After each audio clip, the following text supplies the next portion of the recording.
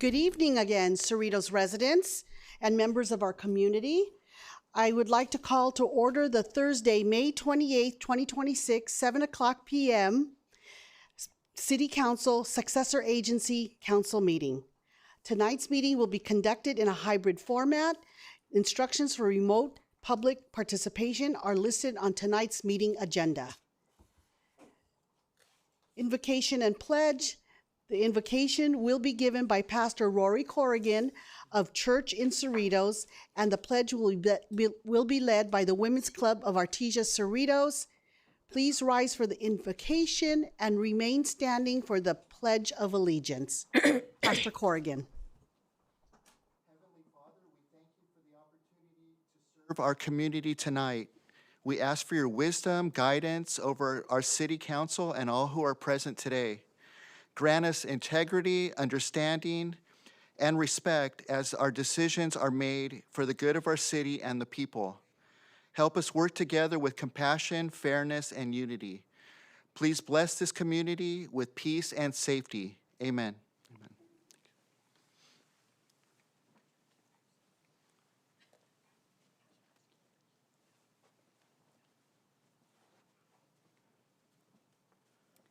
Thank you. I'm Rhonda Bird, the president of the Artesia Cerritos Women Club, and it's an honor to be here tonight with Marlene Pritchard and Janice Dawson.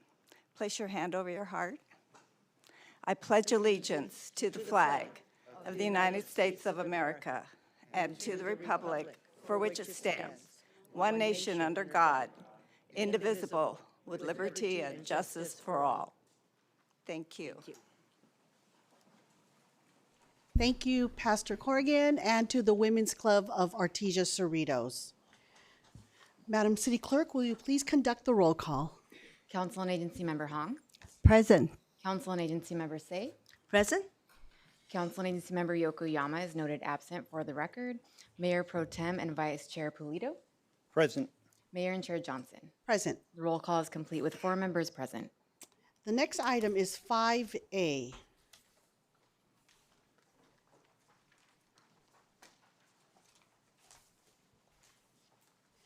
For tonight's City Council meeting presentations, I'd like to announce Asian American, Native Hawaiian, and Pacific Islander Heritage Month. The Cerritos City Council proclaims the month of May as Asian American, Native Hawaiian, and Pacific Islander Heritage Month. In 1992, Congress officially designated May as Asian Pacific American Heritage Month to honor the generations of Asian Americans, Native Hawaiians, and Pacific Islanders whose dedication, resilience, and contributions have helped strengthen the foundation of the United States. This month serves as an opportunity to celebrate the rich cultures, traditions, and histories of AANHPI communities, while also reflecting on the lasting impact that they have made in shaping the city of Cerritos and communities across the nation. And I'd like to thank my council colleagues for participating in this month's American AAPNHI Heritage Month. Thank you, thank you. The city of Cerritos is also proclaiming Jewish American Heritage Month. The Cerritos City Council proclaims the month of May as Jewish American Heritage Month. In 2006, President George W. Bush proclaimed May as Jewish American Heritage Month to acknowledge and celebrate the significant contributions of Jewish Americans that have made throughout the nation's history, culture, and civic life. This observance provides an opportunity to honor the enduring legacy, achievements, and cultural traditions of Jewish Americans and their continued role in enriching the city of Cerritos and the broader American community. Thank you. The next item is 5B, City Manager. Do we have a report on this item? Yes, for this item, I will defer to the city clerk if there is an interest in considering this item at this moment. Thank you, Mr. Lopez. Honorable Mayor. And Ye- Thank you, City Clerk. Actually, I'd like to reorder and move 5B to after 9B of tonight's agenda. Therefore, right after 9B, almost like a 9C. and then is there a second to that motion? Second by Sophia.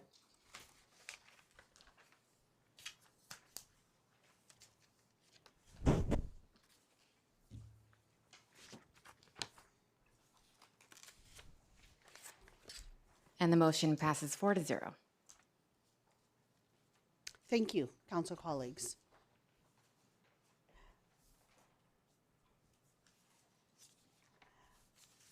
I will now open for public comments for item 6.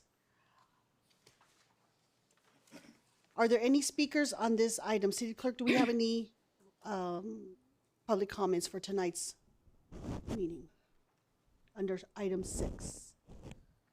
Thank you, Mayor. There are currently no remote speakers signed up to speak for item 6. I will note agenda item 6 public comments should be limited to items on the consent calendar, closed session, and items not listed on the agenda, but that are within the subject matter jurisdiction of the legislative body. All public comment periods this evening will be limited to 3 minutes per speaker. Prior to the meeting, the City Council received full text, unredacted copies of the 5 written comments submitted by the deadline for item 6. Requests for written comments can be made to the Office of the City Clerk during regular business hours. And the time is now 7:06 p.m. Given the 45-minute allotment for item 6 public comments, the public comment period will end by approximately 7:51 p.m. if necessary. Also, if necessary, to allow any remote participants an equal opportunity to speak. At the halfway mark of the 45-minute time limit, I will inform the City Council and attendees it is the appropriate time to transition from in-person comments to the call of remote public speakers. Thank you. For our first public comment, we have Robert Chevelle. After Mr. Chevelle will be David Pileman. Welcome, Mr. Chevelle. Good evening, Mayor, council members, staff, fellow residents. My name is Robert Chevelle. I'd like to tell you a short story, please, an allegory, if you will, and to ask some hypothetical questions. There's a city in California that operates a jewelry store. Yes, a jewelry store. If that were true, what would you think about it, about the city, a city operating a jewelry store? And what if I further told you that the jewelry store was losing money, essentially paying customers to buy jewelry? What then would you think? And what if it was a lot of money, hundreds of thousands of dollars per year for many years in a row? Might you have a view on this? I hope you would ask why. Why is a city operating a jewelry store? Certainly a jewelry store is not a core function of local government, and it's not even a secondary or tertiary function. And why does it continue to operate as such if it is losing so much money each year? It should stop doing this. This is irresponsible. Well, surprisingly, that city is our city of Cerritos, and that jewelry store, so to speak, is our golf course. The course lost more than $300,000 in each of the last 3 years and is predicted to lose $361,000 in 2025-2026. As you know, I brought this up at the last council meeting, and I sent a letter prior to the last meeting and also a revised version today prior to this meeting. In light of these substantial losses, I think we should consider all of our options for the course. These include closing the course and saving several $100,000 per year, or instead having an outside firm manage the course and making several $100,000 per year. That's a difference of roughly $500,000. About 45,000 rounds of golf are played each year at the Cerritos Ironwood 9 golf course. We are thus losing about $10 per round. It is as if we are paying golfers $10 each every time they play a round. Just as the city should not be paying people to buy jewelry, our city should not be paying people to play golf. What could we do instead with that money? Well, for starters, we could reopen the library on Sundays. That's very popular. We could do sidewalk repairs, tree trimming, tree replacement. And I think most residents of Cerritos would prefer those things and others over paying people to golf. Just ask them. I encourage you to ask them. If the council and staff would pursue this, I think it would generate a tremendous amount of goodwill, a tremendous amount. So let me commend our new mayor again for the first line of her first mayoral letter on the 1st of May about one of the most important responsibilities of the city of Cerritos is good stewardship of taxpayer dollars. In this case, it means good stewardship of the golf course. Having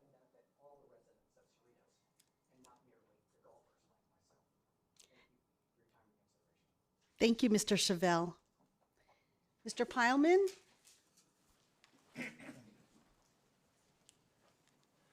Before you start the clock, could I ask if Mr. Yokoyama is online?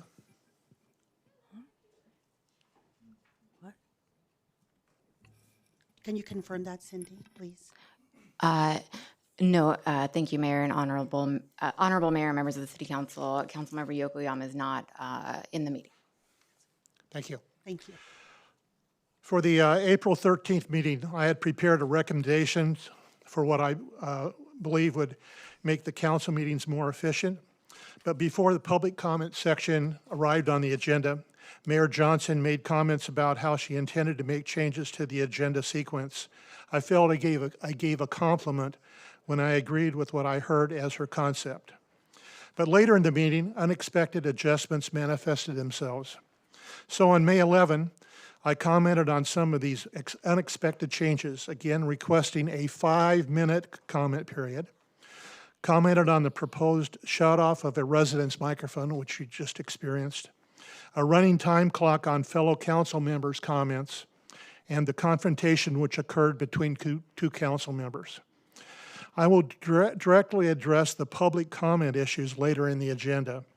Now I want to point out, I believe that your comments about a quarterly presentation plan would have moved the 2 items on tonight's 7 p.m. agenda to the 6 p.m. agenda.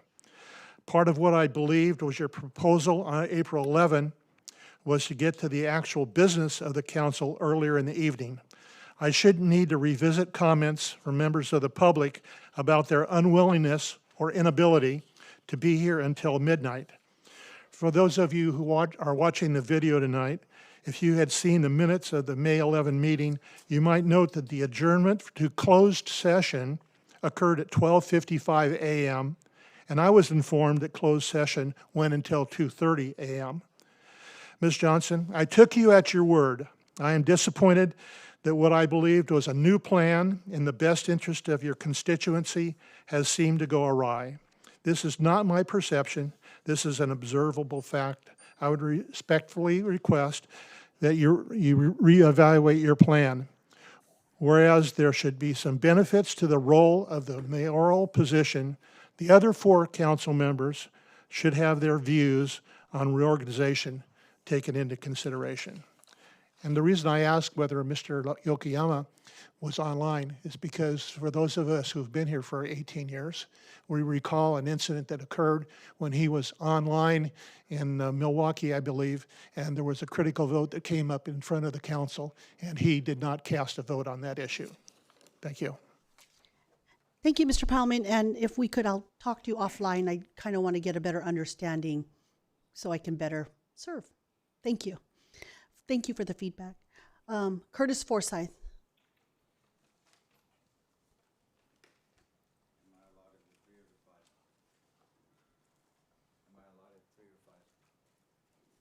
I think your request was due to a disability. Yes, You'd like to ask for 5 minutes. yes.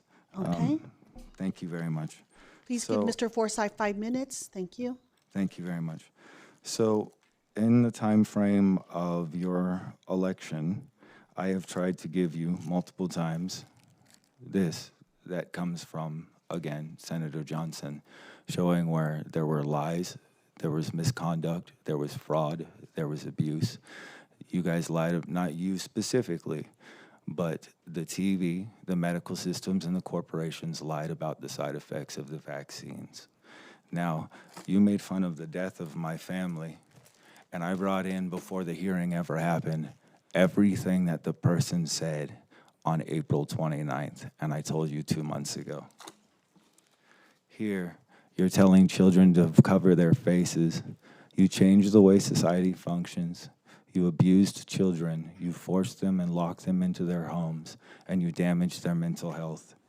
And now I'm going to play what you've done to me.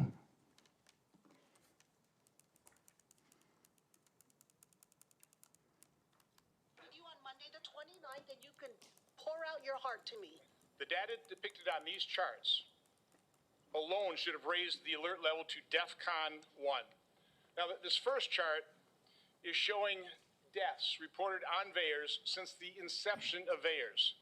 You can see starting in 1990, deaths were approximately a couple hundred per year. Anaphylactic shock, those types of things. In 2021, deaths spiked to 21,631.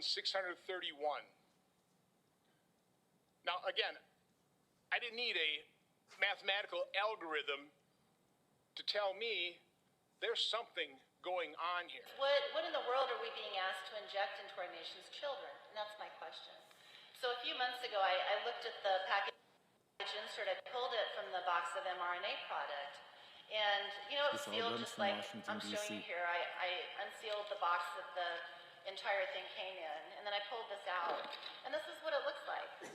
So I'd like to show this to you. It is, sorry about that. Exactly what I showed you. It's blank on Boom. both sides. And There it is. It says intentionally blank on it. That's the data that pharmacists and physicians are basing on giving the injections outside of mainstream media recommendations. My son received the vaccine and he died a few days later. The only explanation that was given to me was enlarged heart. So if I have anything to say to anybody, look down at your child. It's not worth the risk. I mean, you see your baby right now, you might not see your baby tomorrow. I have to live with that the rest of my life. Told me, so I am a Division I student athlete with no prior health issues, and I got the second COVID shot Tuesday, and within 4 days I have been diagnosed with myocarditis and was told that I probably won't be able to play my senior season now. It is a side effect from the COVID vaccine, and it's really not being reported or addressed, and it is a serious issue that we should all be informed about before making this decision. It isn't right for people to be forced to take the vaccine because there are actual side effects like this that could happen to you. And the NCAA should not mandate student athletes to get the vaccine because of what could happen to so many fellow student athletes, health issues, which has happened to me. Everyone should be informed of the side effects, and no one should be forced to take something that could cause what has happened to me. Now, didn't you do, not just you, but wasn't all of Los Angeles School District required to get that vaccine? And it was required to go outside and be part of your events to be vaccinated. And you told me that you were following orders. So you just watched you insult me. You watched me give you factual information, and I've reported it to you, and you refused to apologize to me. You've abused me on multiple levels, and I don't want to be offensive to you. I'm literally trying to do this in private, and you won't even talk to me. You won't look at me. You treat me like trash, and I'm a human being, and I'm talking to you. I'm not yelling at you. I lost my family, and you made fun of me. How dare you? And you said you followed orders. What does that sound like in our history? Because that's what you are. Here's all the evidence. Do you want the DVD? Thank you. Next, we have Kirit Chauhan.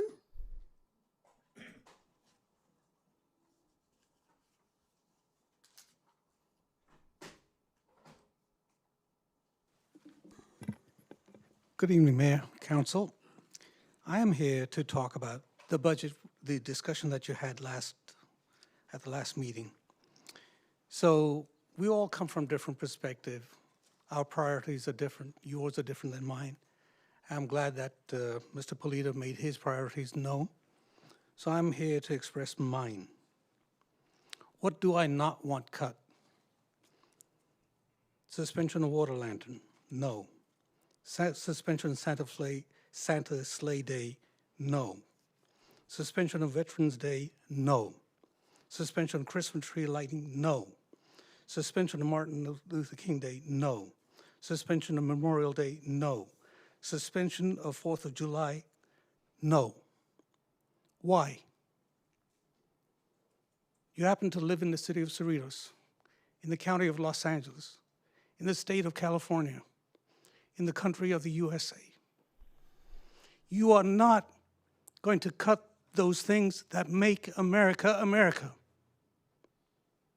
There's something inherently wrong when you put those things on the list.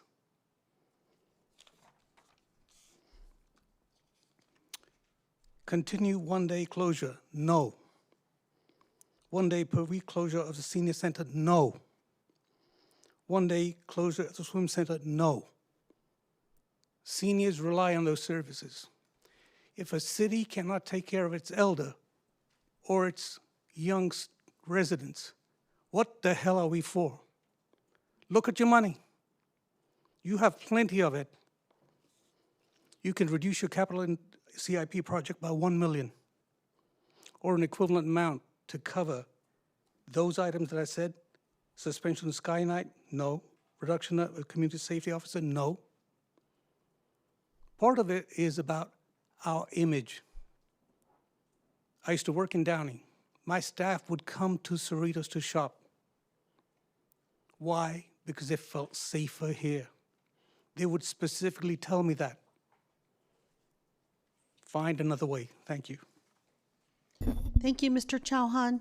And if you'd like, I'd be happy to sit with you so we can further discuss. Thank you. Do we have any more public speakers? Madam City Clerk? There are no remote speakers signed up at this time. All right. If there are no other speakers, I will go ahead and close public comments. Thank you. Next, item 7, consent calendar. Mayor?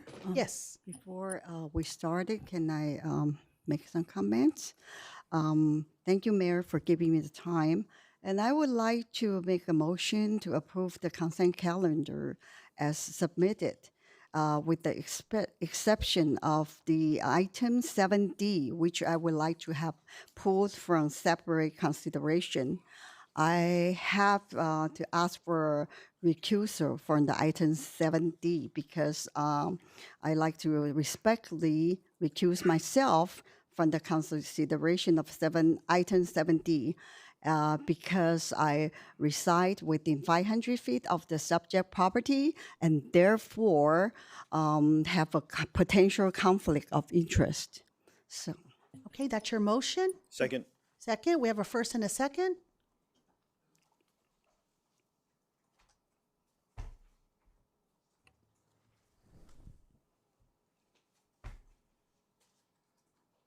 The motion passes 4-0. Thank you.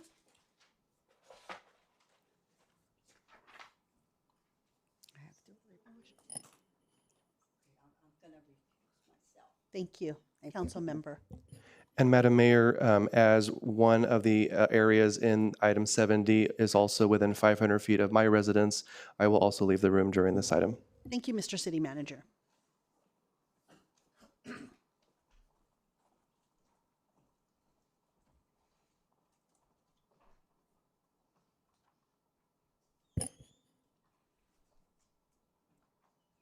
Madam Mayor, I move to approve agenda item 7D. And second by Sophia.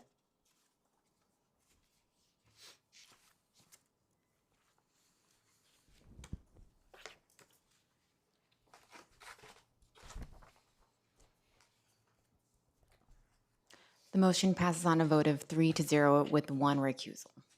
Thank you. Go ahead and call back the city manager and Councilmember Hong.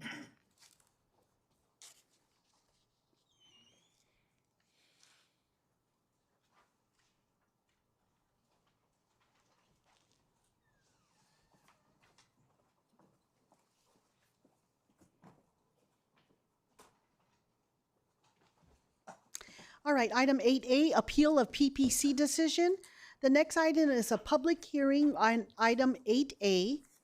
Before requesting a report on this item, I'd ask my council colleagues to disclose if any of you have met with the interested party or made any public statements to the press, on social media, or otherwise prior to this hearing. None? All right then. I'll go ahead and ask for a staff report.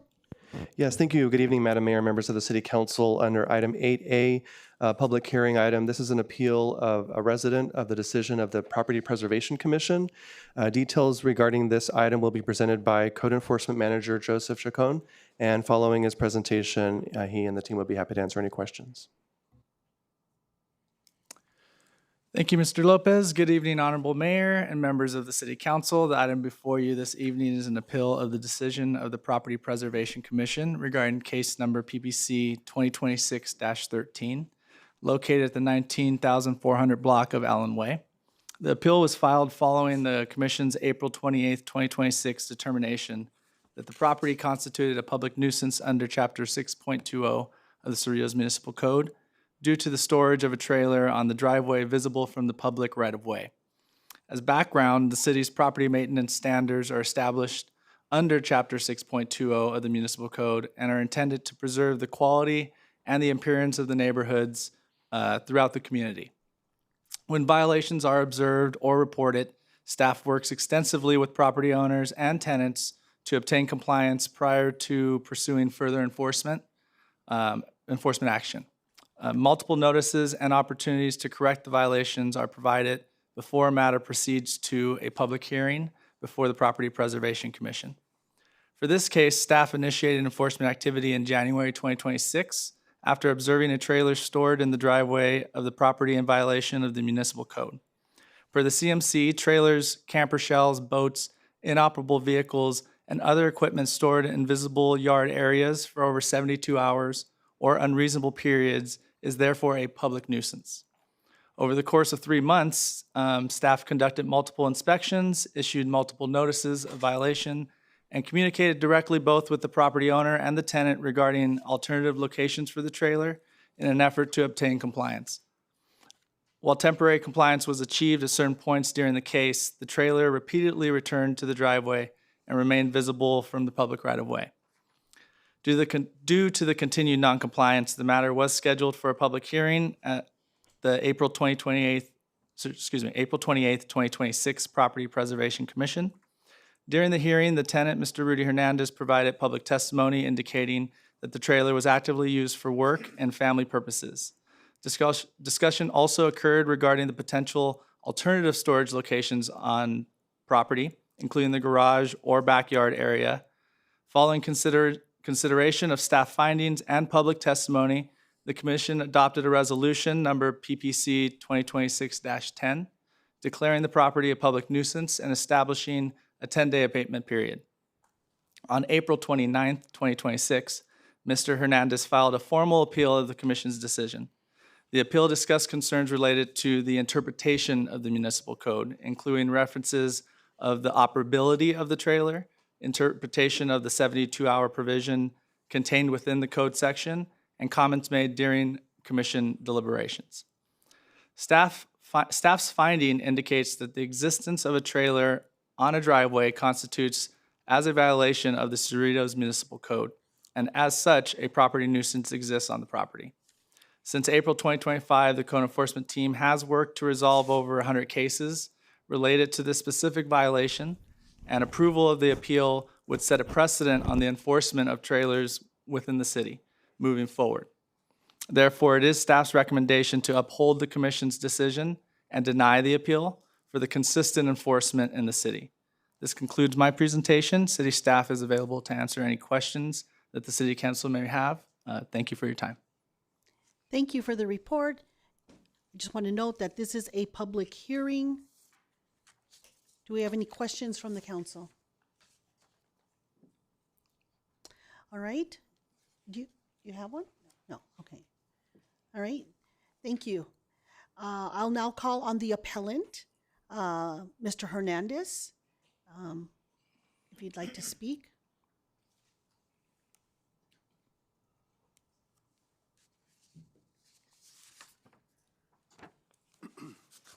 Thank you, Madam Mayor. Thank you. And good evening, and members of the council. So my name is Rudy Hernandez. I'm the tenant at the property in question. I filed a formal appeal with the city's clerk's office in accordance with the city's ordinance. And I respectfully ask the council to reconsider the Planning Commission's decision. After reviewing the hearing and the discussion that took place, I believe the decision may have been influenced by interpretations and assumptions that do not fully align with the ordinance as written or with the actual facts surrounding the vehicle and property. One of the key points discussed during the hearing was whether a trailer constitutes a vehicle.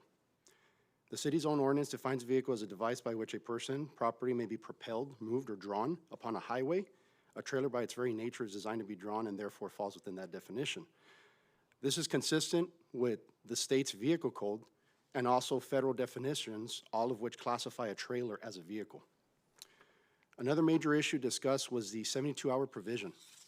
During deliberation, a commissioner specifically noted that under the ordinance as written, a vehicle or trailer moved within that time frame could remain compliant. Importantly, the ordinance itself does not expressly limit the 72-hour provision to loading and unloading process. I also want to address the assumption that the vehicle has not moved. I understand why code enforcement may believe the vehicle remains in the same location based on photographs taken every several days. However, because of my multiple vehicles, they must fit within the driveway. The trailer has to be parked back into the exact same spot in order for my vehicles to fit properly on the property. A photograph taken once every 4 or 5 or even 7 days only captures a moment in time. It does not establish that the vehicle has not moved in between those moments. Once a narrative is attached to those photographs suggesting the vehicle has not moved, that assumption begins to be treated as fact, even though it's not supported by direct evidence. The fact is that the trailer is operable, it's registered with the DMV and actively used. It is not abandoned, it's not inoperable, as it was stated, and not being stored as junk or debris. It's not a vehicle sitting on blocks or flat tires or in despair, as stated multiple times during the commission meeting. The property itself is well maintained, the yard is maintained, the vehicles are operable, registered, and actively used. In my opinion, there's no public nuisance present here. During the hearing, it was stated that the trailer would be treated the same as an inoperable vehicle with flat tires. Respectfully, that characterization is inaccurate and does not reflect the actual condition or use of the vehicle. I have lived in Cerritos for over 8 years and have owned these vehicles for many years without issue. I take pride in my property and in being a respectful member of the community. I respectfully ask the council to recognize the actual facts presented here and determine that the trailer is an operable vehicle under the city's own ordinance and that no violation exists under the code as written. The trailer should not be treated as an inoperable vehicle, an abandoned vehicle, or nuisance vehicle when it is operable, registered, actively used, and maintained. Likewise, the ordinance does not expressly limit the 72-hour provision to loading and unloading, despite the interpretation being presented to the commission. When viewed objectively, the conclusions presented by code enforcement to the commission were based largely on assumptions and interpretations that are not supported by the plain language or the ordinance or by the actual condition and use of the vehicle. For these reasons, I respectfully request that the enforcement action be dismissed. I simply ask that I be allowed to continue enjoying my property and utilizing my vehicles in a manner that aligns with both my personal life and my work, while continuing to maintain the property responsibly and respectfully. Thank you all for your time and consideration. Thank you, Mr. Hernandez. Do we have any questions from the council? Seeing none, thank you.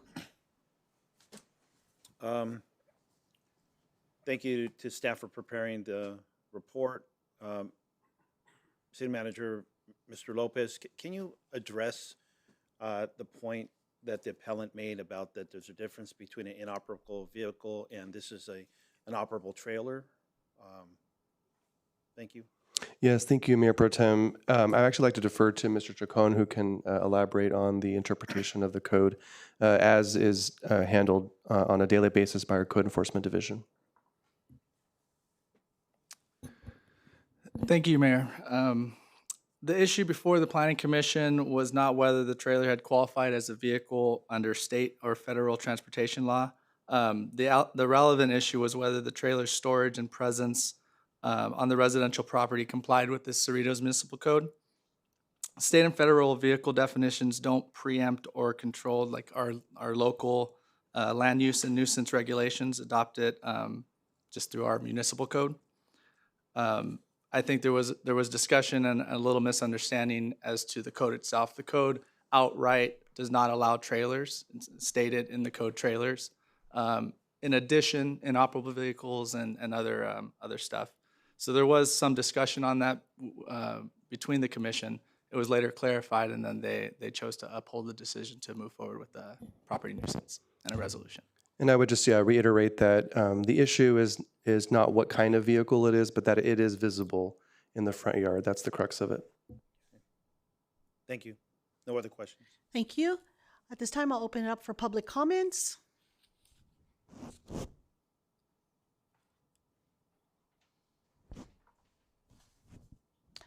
Mr. Pileman.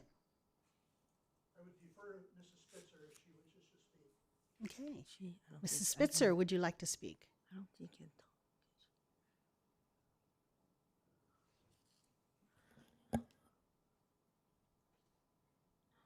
Mayor, can I have a question before Ms. Spitzer speaking? Yes. Can I ask lawyer Ken? She is the president of the property. Can she start? They already made the decision at the committee.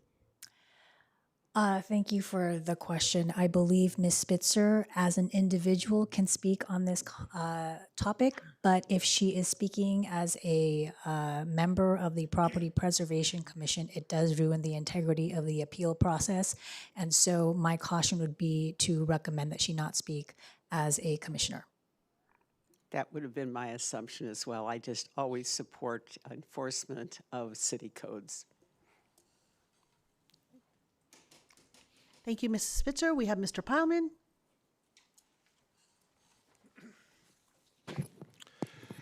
As I've mentioned before, in 2018, after my full retirement, I chose to follow the work of the council and several of the commissions. For over a year, I routinely attended the monthly meeting of the Property Preservation Committee. Most months, I inspected the properties which would be on the agenda and followed the deliberations. Whenever Ms. Ardema had a case on the calendar, her presentation of documentation was thorough. Virtually every case she brought forward was sustained by my inspection and by the assessment of the commission. Universally, her cases were confirmed by the commission. In a rare case that a resolution was not enacted, it was because the parties absolved their violation on the weekend before the hearing was held. I was present on April 28 when this case was presented to the commission. I concurred with their decision. Yes, it probably was a tough decision by one or more members of the commission. I do not doubt that this resident uses the trailer regularly in his work.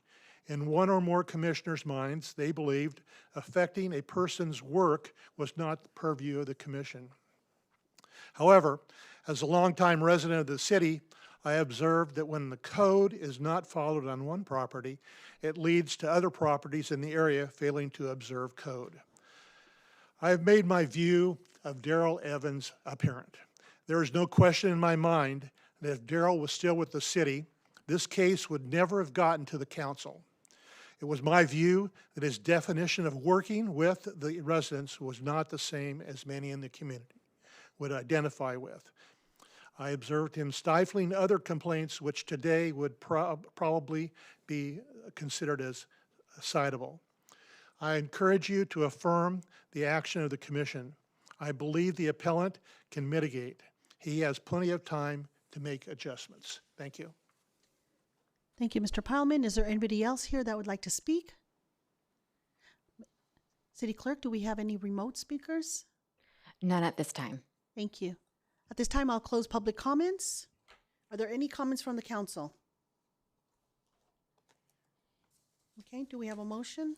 Council. Do you have a Mayor? comment? Yes, I do. Thank you. When I'm reading the attachment for, I support the staff decision on this matter. It helps maintain the standards that keep our neighborhoods safe and well cared for. I want to thank the staff, and I want to thank you, the Property Preservation Commissioner, working so hard to support this matter. Actually, it says right here on resolution of Cerritos attachment 4, it says very clearly,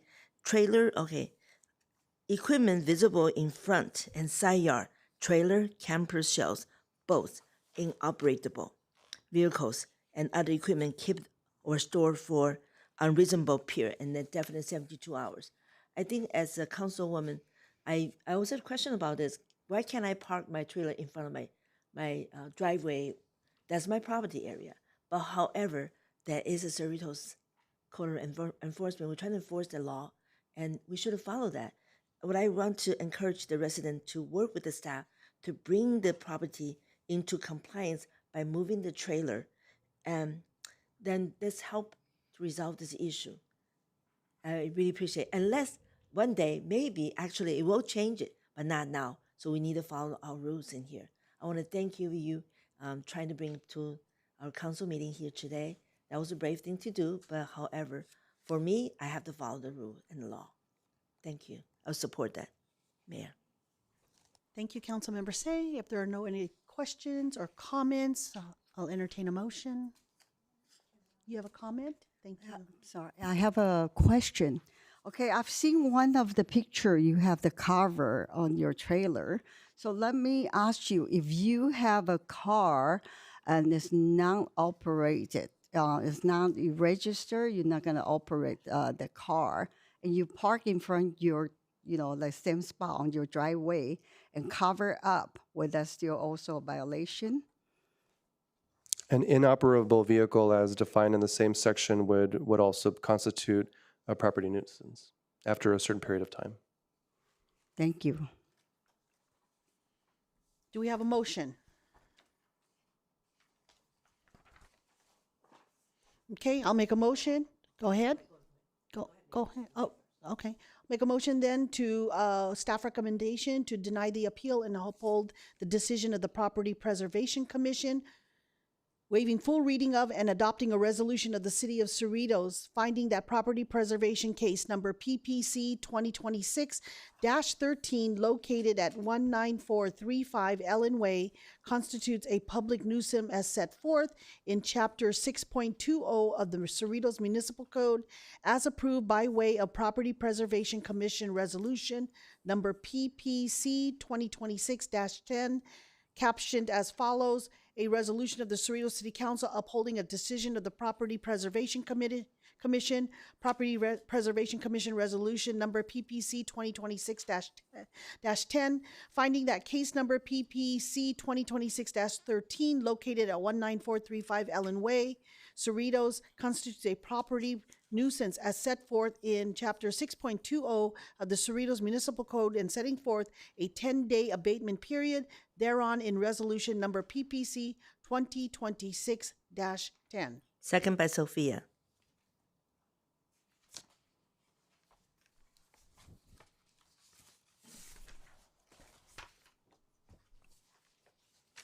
The motion passes on a vote of 4-0. Okay, next we have item 8B, the CUP on massage establishment. City Manager, do we have a report on this item? Thank you, Madam Mayor and members of the City Council. Item 8B is a request for a conditional use permit in light of the transfer of an existing massage establishment to a new owner. Our municipal code does require that upon transfer to a new owner, a new CUP is required. This comes to you with the full recommendation of the Planning Commission to recommend approval. The overview of this item tonight will be given by current Planning Manager Amanda Acuna, and following her presentation, she and the team and I would be happy to answer any questions. Thank you, Mr. Lopez, and good evening, Mayor and members of the City Council. The item before you tonight is a review and consideration of a resolution approving conditional use permit to 2026-1, a request by Siam Wellness and Spa to permit a massage establishment use with state-certified massage therapists at an existing commercial tenant space located at 20110 Pioneer Boulevard, Unit D, located within the ADP 18 zone. The subject space is currently occupied by Vermont Thai Massage, and no prior issues or complaints have been reported regarding the existing massage establishment operations. The current tenant will be vacating the space and no longer operate at this location. The proposed business will continue a similar full-service massage within the existing 787 square foot tenant space, with no interior alterations proposed at this time other than new business signage. The applicant has indicated that all massage therapists at the new establishment will be state California certified massage therapists in accordance with Cerritos Municipal Code requirements. The proposed use is conditionally permitted within the ADP 18 zone and complies with all the applicable requirements of Chapter 5.22 of the Cerritos Municipal Code. The project has been evaluated by staff in accordance with the California Environmental Quality Act, or CEQA, guidelines, and the project has been determined to be exempt from CEQA.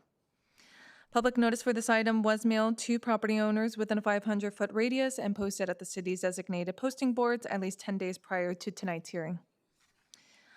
As mentioned, on May 6, 2026, the Planning Commission voted unanimously to recommend approval of the conditional use permit 2026-1 by the City Council.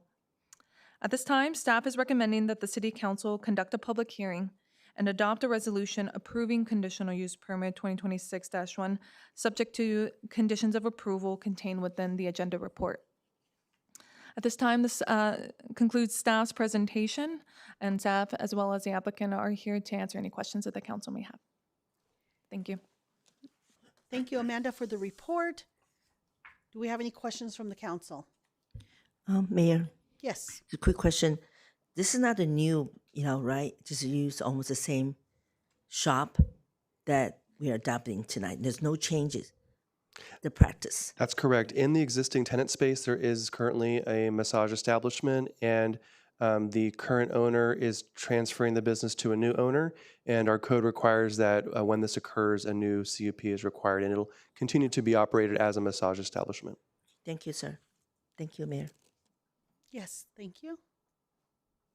Thank you, Mayor. I do have some comments because I used to be the planning commissioner, and I also voted yes to have the previous massage place that opened. And I'm glad that, they follow all the city's requirement, and we have any bad records or report that. So this is my comments.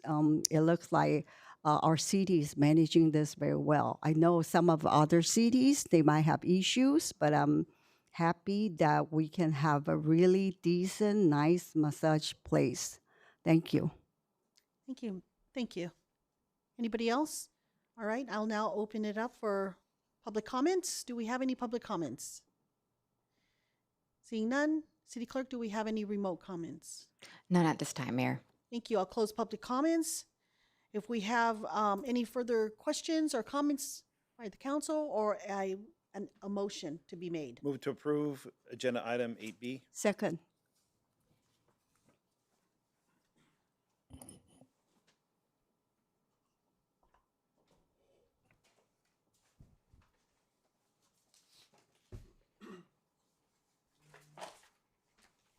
The motion passes on a vote of 4-0. Thank you. Next up, item 8C, Urban Water Management Plan. City Manager, do we have a report on this item? Yes, thank you. The last public hearing item for this evening is request for approval of a urban water management plan. This is a requirement under state law for consideration every 5 years. And the overview of this item will be given by Chris Kubert, Acting Director of Public Works. Following his presentation, he and I would be happy to answer any questions. Thank you, City Manager Lopez. Honorable Mayor, members of City Council. Agenda item 8C is for your review and consideration to waive full reading of and adopt a resolution of the City Council to the City of Cerritos adopting the 2025 Urban Water Management Plan and Water Shortage Contingency Plan pursuant to California Water Code Section 10610 through 10657. The Urban Water Management Plan Act mandates that all urban water suppliers serving more than 3,000 customers must prepare and adopt this plan to ensure long-term water resource reliability. I would like to emphasize that the state of California requires this updated every 5 years. Our current plan is due to the state by July 1, 2026, and once adopted, it will cover our planning efforts through 2030.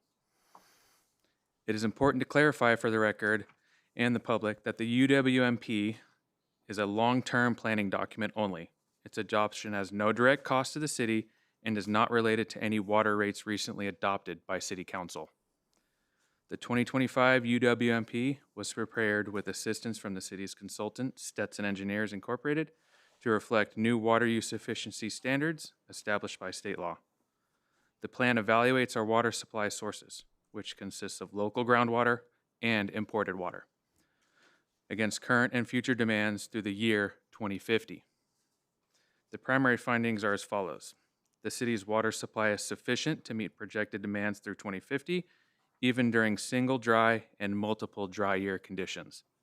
The plan incorporates updated water use efficiency measures to help customers use water wisely, and included water shortage contingency plan defines specific shortage levels and actions the city will take to reduce water use if supplies are ever restricted. Staff has followed all public notice requirements, including publishing notices in the Los Cerritos Community News and making copies available for public review. Staff recommends that the City Council conduct the public hearing to review and consider the 2025 Urban Water Management Plan, receive public testimony and any written comments through the close of the public hearing, and waive further reading of and adopt the attached resolution. Myself, Jose Arroyo, our water superintendent, and consultants from Stetson Engineers are available for any questions. Thank you. Thank you. Thank you for the report, Chris. Do we have any comments, questions from our council? Thank you. Sophia Say. This will be the city manager, assistant managers. I have a question about, it seems like this is 2020 plan, the program's plan 2020 adopted from that, right? And then you modify it, right? I don't know. I feel a little hard. You must have a reason. Because in general speaking, when you modify, you update version could show some deletions with the strike through. If you make some changes or strike through, or you update it in proper, like in red, so that way I can see what do you update about. Because as I'm a newcomer, right? This plan was in 2020. It was adopted by the former council members. But for the new people here, we really like to see the difference that you folks have been remodified. So that way I can see is it reasonable or not reasonable, or seems, and I can question more about that. One thing I'll note is that as these plans are being prepared, there are requirements that change over time. So the plan has been carefully prepared with the assistance of our outside consultant to meet all the requirements under the state codes regarding disclosures and specific implementation measures. I'll ask the team perhaps to elaborate on and maybe highlight 2 or 3 changes from the last plan. One item I will mention is that our population projections and our housing projections have been updated to reflect the newly adopted housing element and the rezonings that were adopted by the City Council. Thank you, Councilmember. The majority of the changes were reformatting of the document and reordering things to be in compliance with the UWMP as required by the state. There wasn't any substantive additional changes made to the UWMP. Okay. Thank you so much. I appreciate it because I did pull out the 2020 compare. Both pretty much similar. Yeah. But I'll make some final comment on the second round. Thank you, Mayor. Anybody else have questions, comments? There are none? Do you have one more comment? Otherwise, we'll move towards a... Move forward. Go ahead, sir. Okay, Ma'am. do we have a motion? I made a Oh, I'm sorry. motion to. We need to comments? do public comments. Do we have any public comments on this item? I believe we have Kara Chauhan.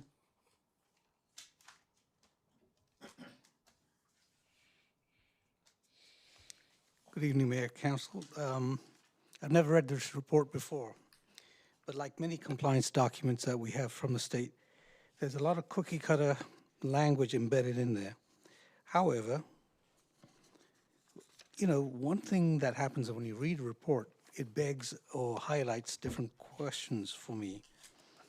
It says there has been no change, but yet there would be some changes. If we change the water rate, it has some impacts based on the requirement the state imposes on the city to mitigate usage of water when an emergency is declared. So has anybody really looked at those tables to determine what the measures should be given the modern climate? You change the water rates. It has an impact. Has anybody looked at what that impact would be? When the water was free and they were charging for 30 units, I get it. Now you're charging a lot more. Is that fair? Is that reasonable? Was this ever passed by any public to understand or read what it means? I also glean from here the water table is gradually going down over time. Again, projections, very nice. One of the questions that came up to me, the city has recycled water. Distributions through include 142,000 square feet of pipeline. The GPM pump next to Los Coyotes delivers water and reuse it through sites through 30 inches length. And we're using this throughout, including Cypress. So who maintains that pipe? Does that cost come back to us? How is that reflected in CIP? And again, this is what happened when you read a report. It asks you to question, are we solely responsible? Are we the residents paying for some of this infrastructure or enterprise that we don't really use? Because most of this is being used by the district, your big commercial customers. It's not us. It's not at least most of us. So how is that cost reflected? It was also good to see some of these tables in here.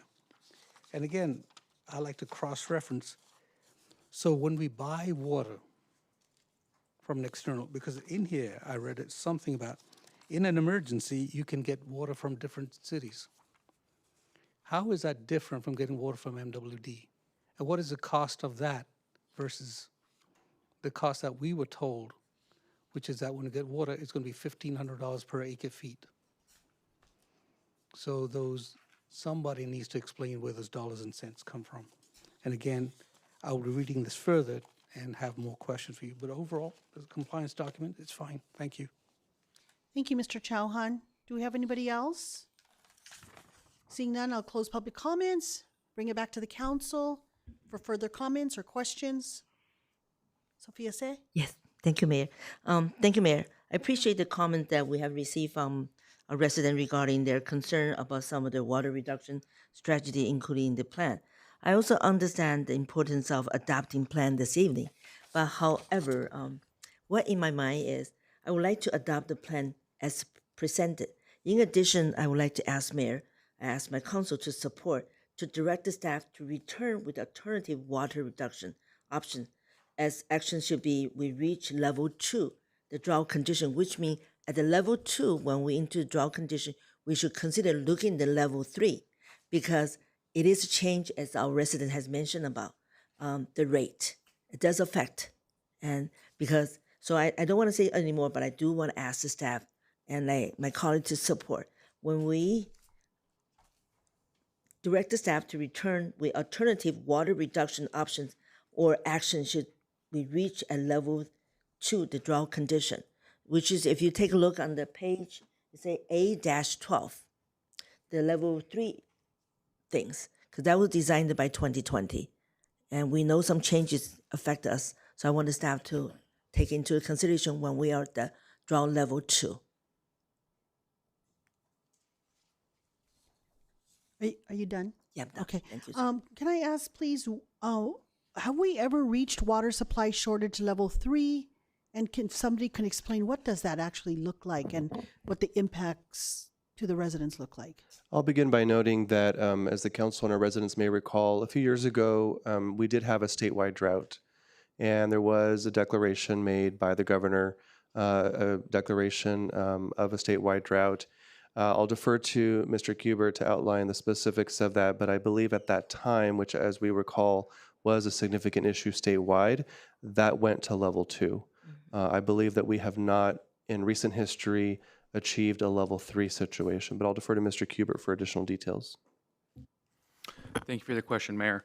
Yes, Executive Order N722 was issued on March 28th, 2022 by the governor. Required urban water suppliers to implement level 2 of their water shortage contingency plans, meaning address up to a 20% water shortage supplies. This also required urban water suppliers to establish a ban on irrigating non-functional turf at commercial, industrial, and institutional properties. The ban did not include watering turf that is used for recreation or other community purposes, and water used at residences to maintain trees and turf. On March 24th, 2023, Executive Order N523 was provided by Governor Newsom. Requirement for urban water suppliers to implement level 2 of their WCSPs was removed. To my knowledge and the team's knowledge, we have never implemented a water shortage level 3. It's only been to a level 2. Thank you. Are there any other questions or comments? Mayor, one more. Sorry. The whole thing, I'm looking into the future. What if of course, nobody wants we get to the level 3. That's really terrible. I just went to the conference that you mentioned about the water shortage. Some district even asked for buying the water, how expensive they are. But my question is that if we went to level 3, we should take into consideration, because number 3, it doesn't make sense. What we have I hate to put water rate back in here, it's consumption. That you're going to go ahead and charge it on 30 units, which is, in general speaking, we're 20 units. So you do time and a half, 1.5, that's quite a bit of lot. So I like to staff to take into the consideration in the future when we reach at the level 2, revisit this level 3 without overburdening our residents and business people. Go ahead, Robert. I believe, Mayor, that is maybe the council member's motion on this item. Okay. Is that correct? Is this a motion to adopt the plan with the caveat Additional. to come back, if we reach level 2, to come back with additional proposed strategies? Yes.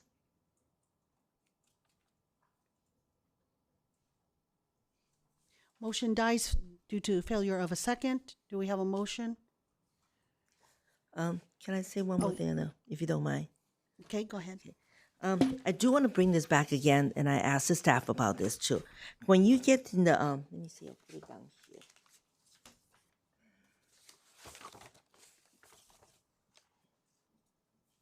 Give me 1 second, my notes.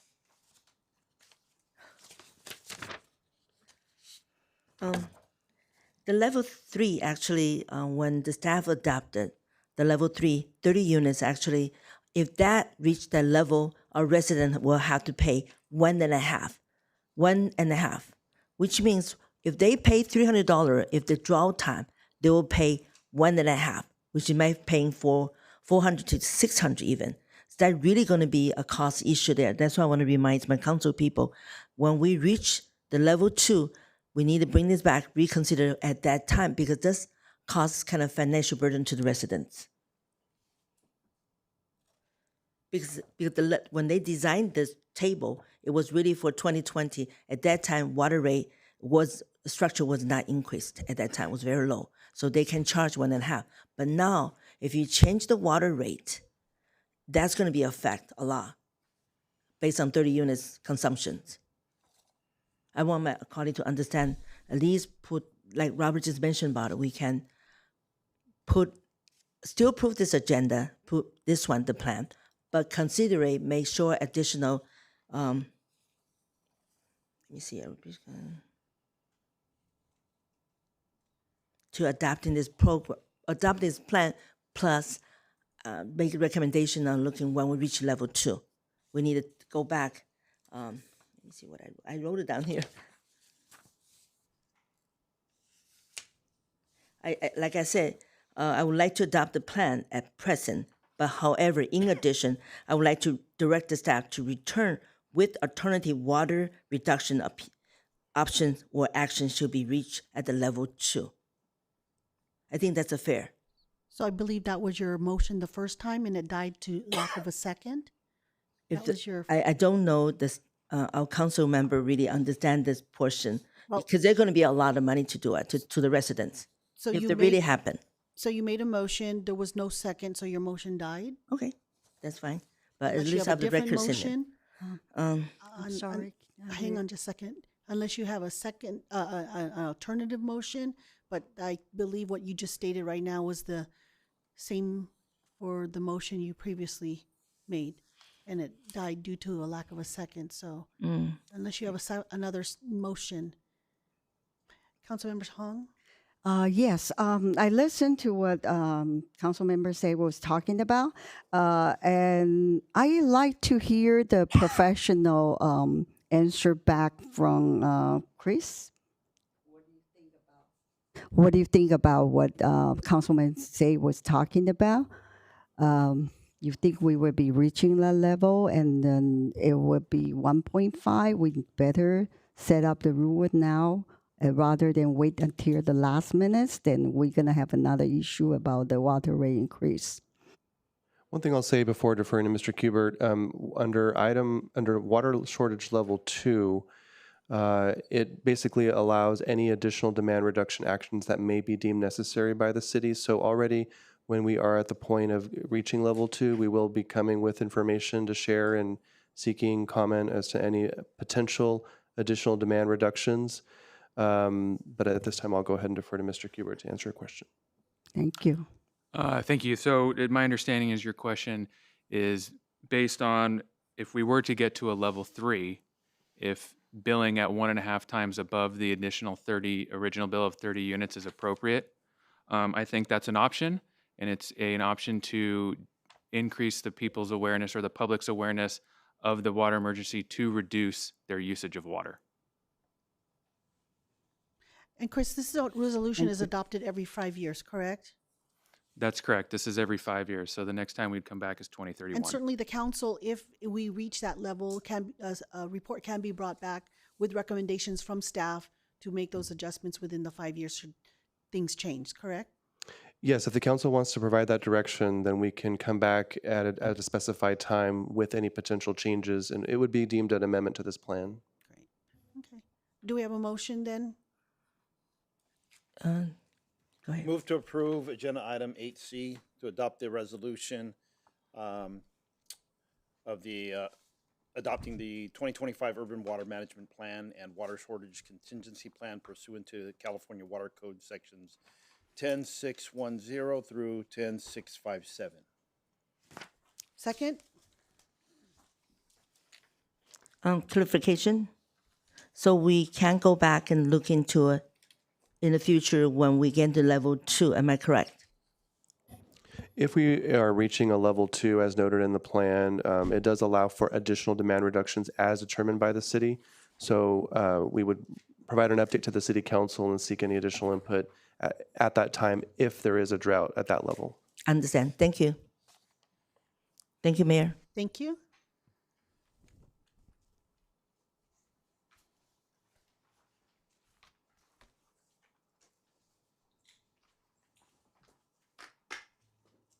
The motion passes on a vote of 4-0. Thank you. Thank you, staff, for being here for this report. Item 9A, relocation of ALPR trailers. City Manager, do we have a report on this item? Thank you, Madam Mayor. Item 9A follows up on previous direction by the City Council as it relates to a specific mobile ALPR trailer located in the city of Cerritos. An overview of this agenda item is going to be given by Deputy City Manager Ryan Carey, and following his presentation, he and I will be happy to answer any questions. Thank you, Mr. Lopez. Good evening, Mayor, members of the City Council. The item before you this evening is an update on the mobile automated license plate reader, or ALPR trailer, that the City Council directed to be deployed on Bigelow Street back in February 2025 in response to concerns regarding residential burglaries in that neighborhood, which is located immediately east of Studebaker Road and north of 195th Street. Since that time, as the council is aware, the city's taken several proactive and aggressive steps to strengthening our burglary prevention efforts citywide. These efforts have included adding a private security patrols to supplement existing Cerritos Sheriff's efforts, installing fixed ALPR cameras at 15 strategic locations throughout the city, and deploying Sheriff's Department drones to assist with active investigations and law enforcement operations. Collectively, these efforts have produced positive results and have contributed to a significant reduction in residential burglaries throughout the city. From March 2024 through March 2026, residential burglaries citywide decreased by more than 50%. And for the current calendar year, residential burglaries continue to decrease with a 28% reduction year over year. Most notably, in the neighborhood that's currently served by the mobile ALPR trailer, there have been no reported residential burglaries since March 2025. Of course, this represents a 100% reduction compared to the previous 12-month period, during which 5 residential burglaries were reported. While the trailer has served as an important deterrent over the past 15 months, it is a limited resource. The city currently has only one trailer, which is being rented at an annual cost of about $36,000. In addition, the Cerritos Sheriff's Station has advised that long-term placement in a single location of the ALPR trailer is not considered best practice. These resources are most effective when deployed strategically to areas with the greatest immediate need. At this time, staff in the Sheriff's Department are evaluating several neighborhoods in the northern portion of the city as potential candidates for future deployment locations, should the City Council elect to allow staff to locate the trailers in a different area. For these reasons, it's recommended that the City Council authorize staff, in consultation with the captain of the Cerritos Sheriff's Station, to determine future deployment locations for the mobile ALPR trailer based on emerging public safety needs throughout the city. Thank you. This concludes my report. Be happy to take any questions. Thank you. Thank you, Ryan. Do we have any questions from the council? Yes. Mayor Pro Tem. Thank you, Madam Mayor. Thank you, staff, also for the report, and to Mr. Carey for the presentation.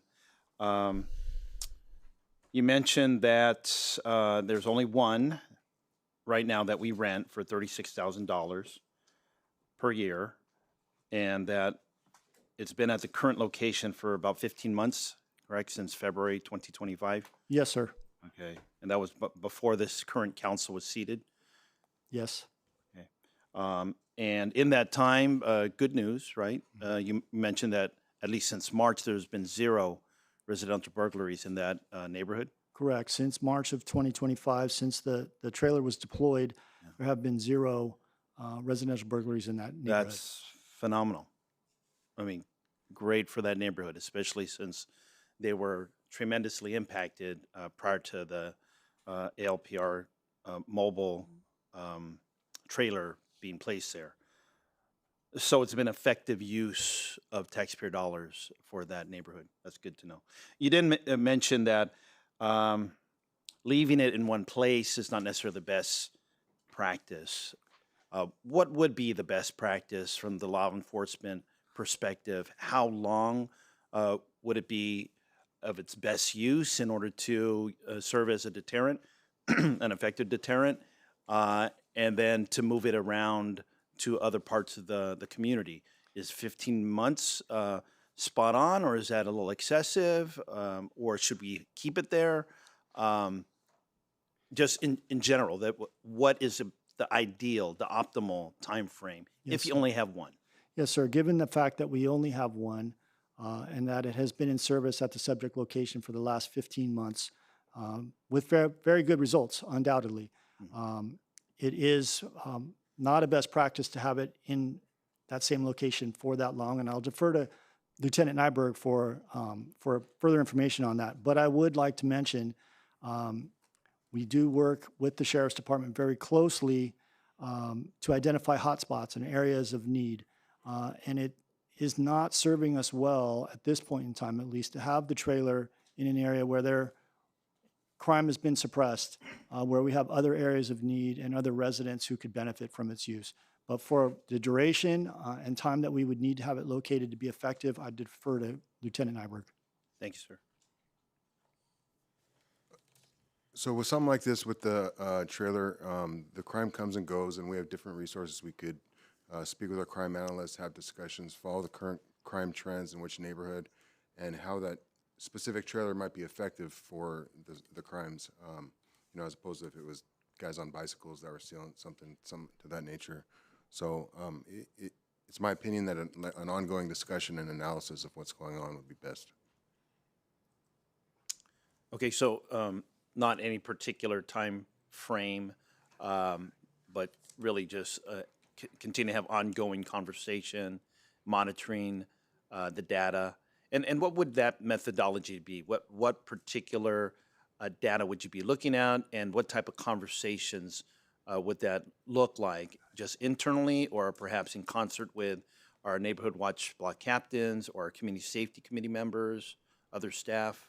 Yes, sir. The Cerritos Sheriff Station has a dedicated crime analyst who tracks all of our crimes across both Part 1 and Part 2 crimes. Residential burglaries is just one of the crimes that she tracks on a regular basis. She provides us with weekly updates that track areas of, like I mentioned earlier, hotspots, where we might want to focus our attention and resources. And so I think working in collaboration with our sheriff's partners, our crime analyst who provides us with that data, locating the trailer in areas where there are hotspots, and then kind of observing and waiting to see where it's been effective. If we've located it in an area and 2 or 3 weeks later we notice the crime trends are decreasing in that area, we might want to look at other hotspots where we can relocate it. So it really is kind of subjective. I don't think there is a real hard and fast time frame for what works and what doesn't. I think it's really more based on evaluating the data and the information in real time. Great. And as part of that process that the dedicated crime analyst goes through in looking at all the data and discussing it with our public safety staff, to what extent could we have public input on that? I see that on this agenda item we have about 5 electronic submissions of input on this agenda item. So, and then perhaps when we open up the public comment section, we'll have others to speak to this. Is there a more direct way that the concerned community members who are being impacted can communicate that to staff, particularly the crime analysts, in a way that isn't so public? Because I think this strategic decision-making should be ahead of the criminals and not necessarily broadcast. It's like telegraphing a pass. It's going to be intercepted, and the play's going to fail. So I would very much like to see us working as a team. We have a phenomenal team already, but we have a growing team of concerned members of the community. I believe that's what brought us to this agenda item. So any thoughts about that, Lieutenant or Mr. Carey? Yes, sir. We would always encourage residents, if they've got a concern, to contact our sheriff's department directly. They can voice their concerns with the sheriff's department 24 hours a day. Or if they have additional concerns, they can contact my office directly as well. And Wonderful. we're happy to take those that input. That's part of how we got here today anyways. We've been receiving input from residents who've been contacting us to discuss their concerns and thoughts about the location of the trailer. And so we would encourage residents to continue to reach out to either the sheriffs or the city hall or City Hall. I've got a great relationship with Lieutenant Nyberg and Captain Strong, and any information that they receive from our residents concerning city assets and city public safety measures, they bring right to my attention, and we work internally to address it as best we can. So I would just encourage folks to continue to reach out, whether that's over the phone or email or in person. We're happy to help however we can. Wonderful. Thank you, Mr. Carey and Lieutenant Nyberg, and please extend my thanks also to Captain Strong for his contribution to this effort. Thank you. No other questions, Madam Mayor. Thank you. Thank you. Are there any other questions from council? Yes, Mayor. Okay. Thank you. What a surprise when I'm reading this change, 100% reduction of the crime rate. This is a big thing. And I know, but trailer costs a lot. We rent the trailer, am I right? Yes, ma'am. We are currently renting that trailer at a cost of about $36,000 a year. If we buy one, they also prepare your data collection, right? Yes, the benefit of renting the trailer is that the company that we rent it from also monitors the data that comes from the trailer and reports any sort of unusual results immediately over to our sheriff's dispatch team. So it is beneficial for us to continue renting it as opposed to purchasing it because we'd have to pay for the monitoring in addition to that. Tonight, I'm not going to ask the staff to disclose specific location or the plan, but because I don't want the intruders to monitor our security movement. But however, can we, since we're moving away, I know some area, have we tried it before? We'll put the old sheriff's card and put some of the area in the high-risk area. Can we do that? It's like alert to the Yes, ma'am. confusing the people. Yes, ma'am. We have, our volunteers on patrol work very closely with our sheriff's captain. We do have several, so to speak, decoy vehicles. I think we've got 3 or 4 of them at our disposal, and our VOPs are working with the sheriff to have those vehicles located at strategic locations within the community wherever they determine is a need. So we are already actively taking care of that. That's great. Thank you, Mayor. Thank you. Do we have any other questions from the council? Yes. I'm sorry. At this time, I want to note that Councilmember Yokoyama has joined the meeting. Thank you, Mayor. I look at this report. It's great. It looks like we do have the results by renting this. I wish we can have another trailer if we have that enough budget.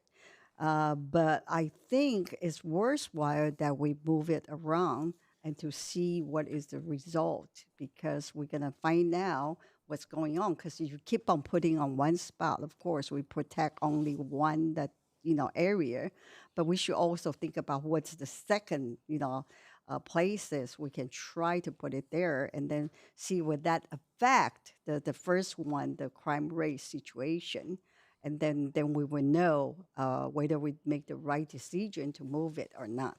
Thank you. Do you have a question? Oh, if there are no other questions, I'll open up for public comments. If there are no public comments, Cindy, do we have any remote comments? Mayor, at this time, there are no remote participants requesting to speak. For the record, I will confirm that prior to the meeting, the City Council received full text unredacted copies of the 5 written comments submitted by the deadline for item 9A. Requests for copies of written comments can be made to the Office of the City Clerk during regular business hours. Very good. I will close public comments. And does the council have any other additional questions or comments? Yes, Mayor. Yes.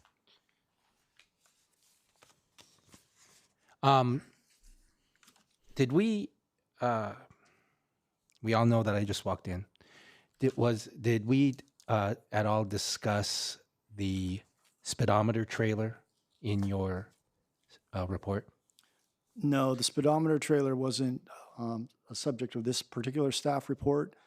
We just discussed the mobile ALPR camera trailer. Yeah, I was just curious if I missed the speedometer trailer coming up.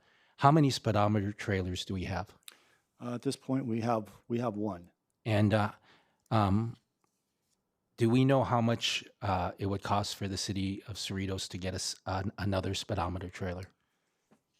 I don't have that cost off the top of my head. We'd have to research it. Unfortunately, I don't have it available right now. Yeah, and I bring it up because these Alper cameras that we have in the city, we have numerous Alper cameras. We have them mounted on our deputy vehicles. We have stationary Alper cameras, and then we have the Alper trailer. Correct. They are all reactive. They provide information about things that happened or or have happened. And the speedometer trailer, like a decoy vehicle, helps, is preventative. It's preventative. It provides safety proactively. And that's why I'm happy that the city of Cerritos has a speedometer trailer and we have decoy vehicles, but we only have one speedometer trailer. Correct. And I'm aware that our residents and our neighborhood watch areas and our neighborhood watch members want that speedometer trailer. So I just wanted to make sure that I bring that up. I know that there are residents and neighborhood watch captains that are asking you, Ryan Carey, for the speedometer trailer, and you have to do everything you can to respond to our residents regarding the Alper camera, the speedometer, the Alper trailer, the speedometer trailer, and the decoy vehicles. That's correct. And I'm hoping that there can be a discussion in the near future about more speedometer trailers, at least the second one. Thank you, Mayor. Thank you. Thank you. Do you have a comment or question? All right, I just have a quick comment that I'm pleased to see that the Alper mobile trailer has been successful in reducing crime in the neighborhood off of Bigelow Street. It's been there for over a year, and I'm glad to see that that was a huge benefit to our neighbors that live there. And I also realize that we only have one Alper mobile trailer that has to be shared throughout the city. Therefore, I'd like to ask consensus to direct the city manager to direct staff to include in the 2026-2027 budget an additional mobile Alper trailer as an added resource to mitigate crime. At a time when the city is facing severe cuts, this council is committed to public safety, and this is just one way we can support our neighbors. That would be my request for consensus. I concur. Thank I give you. consensus. Thank you. Yes. Thank you. Mayor? Yes. Along those lines, I asked for consensus. Along those same lines, I asked for consensus. This council just gave consensus for a second Alper trailer. That makes the number of Alper cameras in the city, a couple dozen now, 3, 4, 5 dozen? The Alper cameras that we have mounted throughout the city are at 15 intersections. We've got over 50 cameras located in those intersections. Yeah. We've got 4 sheriff's vehicles that have mobile ALPR cameras mounted in them, and then we've got the trailer. So over 50. Yes, well over 50. So I'd like to ask for consensus to add into the 26-27 budget a second speedometer trailer. That would give us a total of 2 speedometer trailers in our city to go along with the over 50 Alper cameras.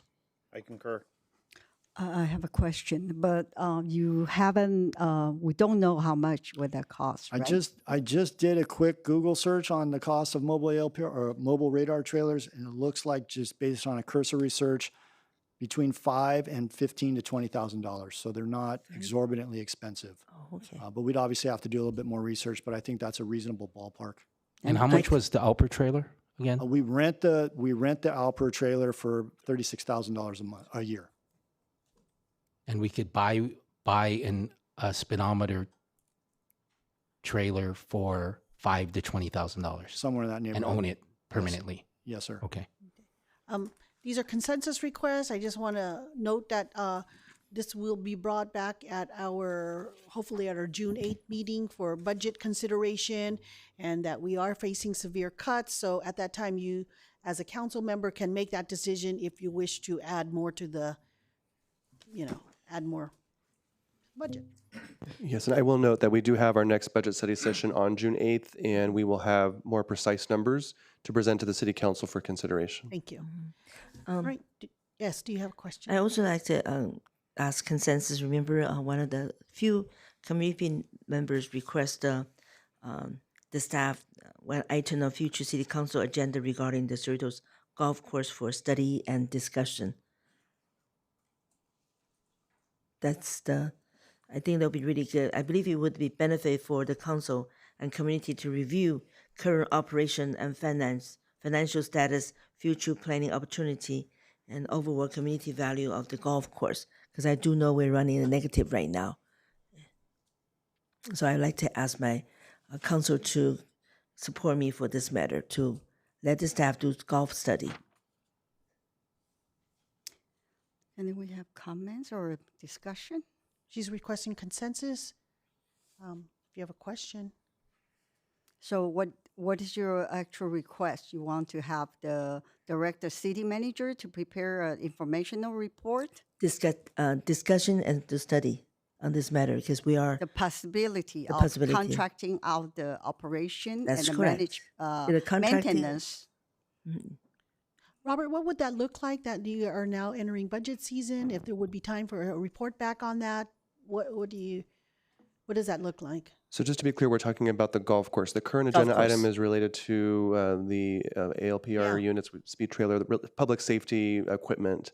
But on a separate matter related to the golf course, Yes. if there is interest by the city council, you could direct that I bring back an agenda report to present options, potential options related to the possible contracting out of operation maintenance of the golf Yes. course. I will note that there are several state laws that govern that potential process, and so we can provide that information in a future report. That'd be great. Thank you. Well, you can ask that at a later time. Yeah, Right this now, is- we're talking about a different agenda item. Okay, got it. Thank you. Makes sense, yeah. Thank you. Do we have a motion for? Madam Mayor, I'd like Yes. to move to approve staff's recommendation to authorize staff to relocate the mobile ALPR camera trailer throughout the city on an as-needed basis in consultation with the Cerritos Sheriff Station Captain to ensure that the trailer is being utilized to maximize its effective use. Second by Second. Sophia.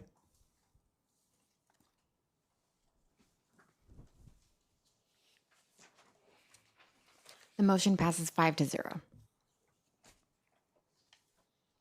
Thank you. All right, 9B, Brown Act unconditional commitment. City Manager, do we have a report on that? Thank you, Madam Mayor. For item 9B, I'd like to defer to City Attorney Pam Lee for a report and recommendation. Thank you, City Manager, Madam Mayor, and members of the City Council. On April 8th, the city conducted the mayoral transition at a special meeting. And at that meeting, after the ceremony related to the mayoral transition, public comments for the entire agenda were continued to April 13th at 7 p.m. to the adjourned meeting. That was done pursuant to the Brown Act, Government Code Section 54955 and 54955.1, which allows the continuation of an agenda to a later date as well as the public comments related thereto. Subsequent to that, there were inquiries related to compliance with the Brown Act, as well as different comments and complaints that there were violations. I had previously explained that the comment period was properly continued to the following date at a specific date and time of April 13th. But nonetheless, in a desire to promote civic engagement, public participation, and further transparency, as well as to avoid any unnecessary costs of further litigation, we are recommending that the City Council provide an unconditional commitment to allow public comments before or during the mayoral transition process at the ceremony in future transitions at special or regular meetings in the future. And so therefore, attached to the report, you will see the statement regarding the unconditional commitment pursuant to Government Code 54960.2. And my recommendation is to adopt that statement, and I will be able to answer any further questions you may have. Thank you. Thank you, City Attorney. Do my council colleagues have any questions? Yes, I have a question, please. Okay. So what you just described, was the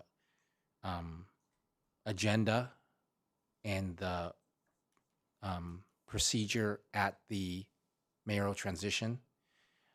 Something the same thing happened at the State of the City. That is correct. The same thing happened in 2025 at the State of the City. That is correct. And the city council adjourned the public comment to the next city council meeting. And we had public comment at the, on the adjourned meeting at the next city council meeting. And there were members of the public that showed up and spoke at the public comment at the adjourned city council meeting. So I'm wondering about the item 9B recommendation. Does that mean is this going to apply? Should this set a precedent that we're going to apply this to all meetings, including a meeting of the city council like the State of the City?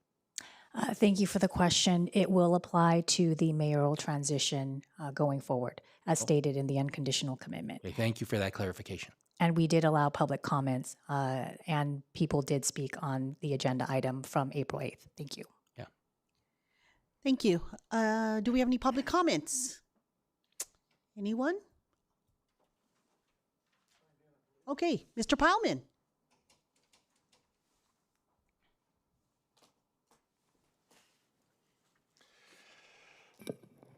For all those, there are 7 seconds.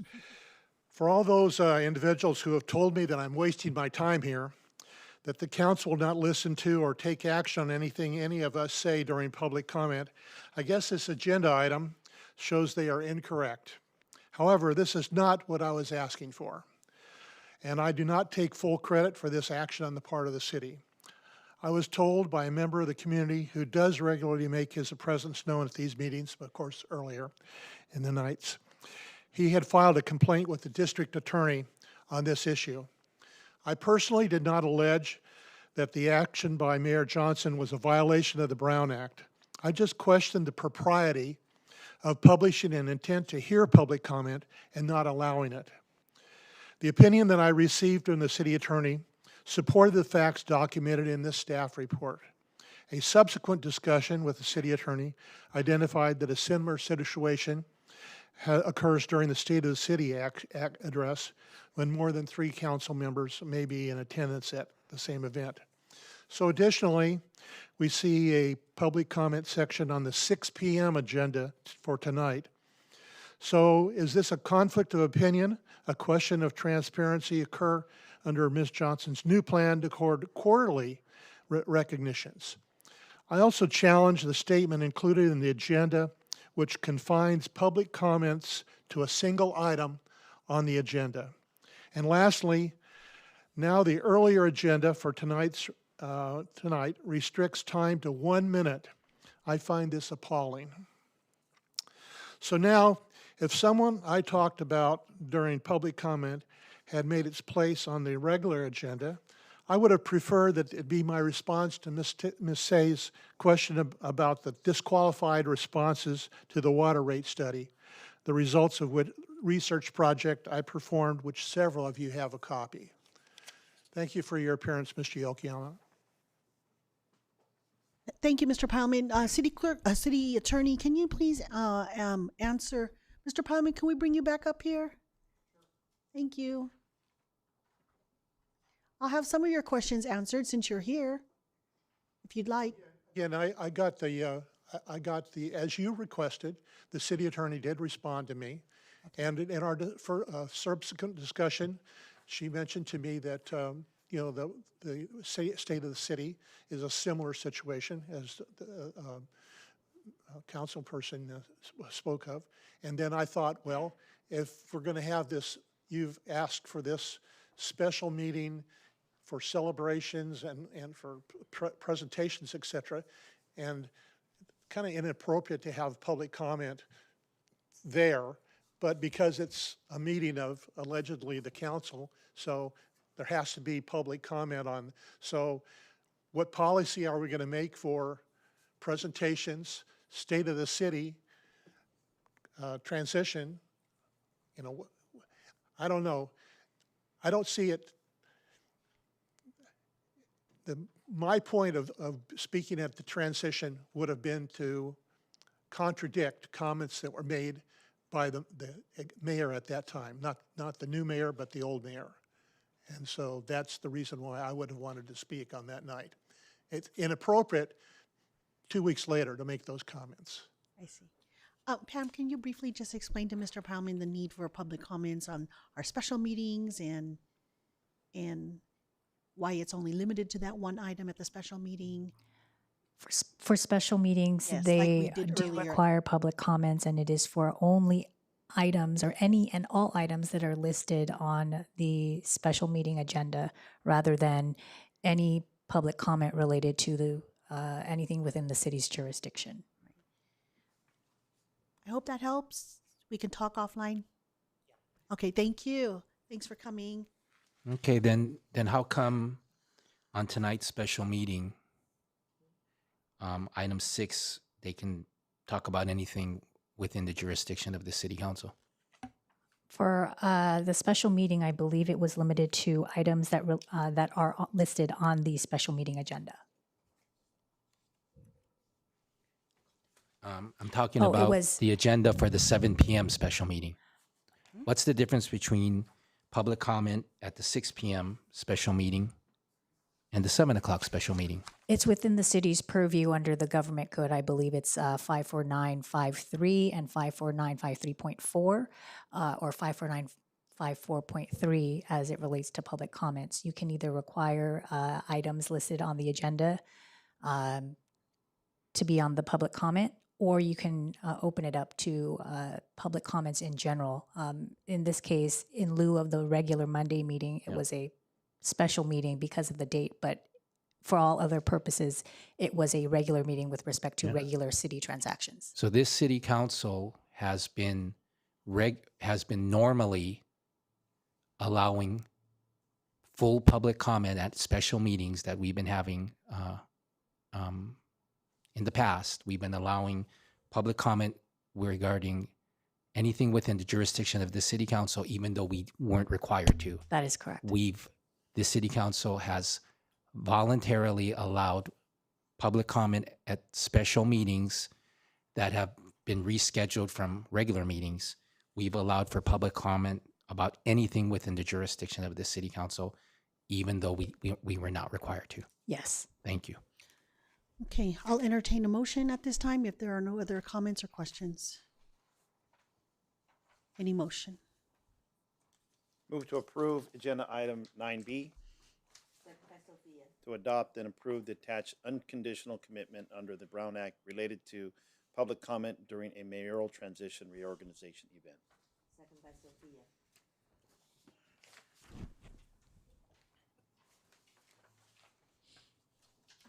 The motion passes 5-0. Thank you. We will now go ahead and hear item 5B. City Manager? Thank you, Madam Mayor. For item 5B, I will defer to City Clerk Cindy Nava. Thank you, Mr. Lopez. Honorable Mayor, members of the City Council, the item before you is consideration of City Council nominations for resident appointment for service on the city's advisory boards. There's currently one vacant position on the Economic Development Commission. It is now recommended the City Council open public comment on this item and nominate an individual from the eligible pool of applicants to serve for the remainder of this term through April 30th, 2027 for the vacant seat in accordance with city and state requirements. Should the appointee be in attendance after the nomination and City Council approval, I will administer the oath of office. This concludes my report, and I'm available to answer any questions the City Council may have. Thank you. Do we have any appointments to be made? Mayor, may I say something? Yes. I just wanted to express thanks to the mayor and to my council colleagues.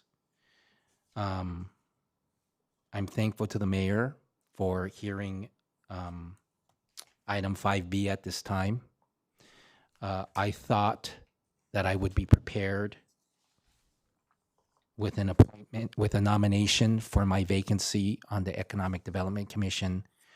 I found out very recently that I am not prepared for a nomination tonight. And again, I'm very thankful to the mayor for hearing item 5B at this time. Okay, very good. Are there any public comments? Mr. Pileman?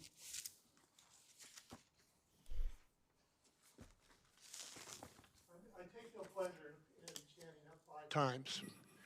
However, it's probably no secret to any of you that I have been making my rounds at commission and committee meetings. Mostly, I find it interesting to hear the opinions of many of the sitting representatives, but I have strong feelings about the span of responsibilities that these groups are allowed, but this is not the time for those discussions. This agenda item relates only to the appointment process. Shortly after the last election, when 3 new council members were sworn in, Ms. Johnson, after being elected pro tem, challenged the 3 new members to immediately be prepared with their appointments to these commissions and committees.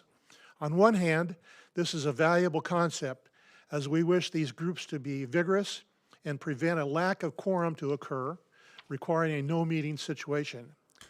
However, as I have spoken before, there seems a tendency to appoint those who have been valuable in getting the council member elected. I've had recent conversations with 2 council members who have pondered whether appointees should have some level of expertise in the subject area that the commission or committee deals with. One of my observations is that some members of these groups are less than engaged in the process. It is sometimes difficult to get someone to speak up and make a motion or second a motion on an item that is routine. But here's a better example of the need to look harder in your selections. A member of the public rose to speak at a recent committee meeting, and he began by asking how many of the committee members knew anything about the topic he was ready to address. Evidently, he got no acknowledgement. He spoke on this topic for several minutes, validly identifying why he found this topic to be a purview of this committee, and indicating his view that currently this function was not operational within the city. After he concluded, there were no questions from the committee. There was no indication that the committee would ask this to be discussed at a future meeting, and there's no comment on the validity of his comments from the committee liaison. I found it interesting that when the school board formed a new committee, they advertised for applicants. They got 51 responses for an 11-member body, and they took over 1 hour during open session to select those 11 members, looking individually at each applicant's experience. I do not expect you to ask any of your sitting appointments to leave their posts, but I encourage you to be more selective in the subsequent appointments you make. Down the line, you might wish to contemplate establishing some criteria for your appointments, as you have done with the Senior Services Commission. Might I remind you that during the previous sitting council, there was discussion about further qualifications for each commission or committee. Thank you for your time this evening. Thank you, Mr. Plowman. Are there any other speakers? Seeing none, Cindy, do we have any? None at this time, Mayor. Or any written? And no written comments received on this item. I'll bring it back to council. If there are no further questions or comments, I can entertain a motion. Nothing, Your Honor. Nothing, Your Mayor. Do we have a motion? I'll make a motion then. Oh, there's no motion required. I'm sorry, because there was no action. Okay, thank you. All right, we are now down to 10 legislative items. Thank you, Madam Mayor. We do not have any items to present under either 10A or 10B. Very good. How about any reports from the city manager? No reports this evening, Mayor. Very good. And 11B, city council communications. Do we have any from my colleagues? Just step up to the plate. Yes, I do. Go ahead. Thank you, Mayor.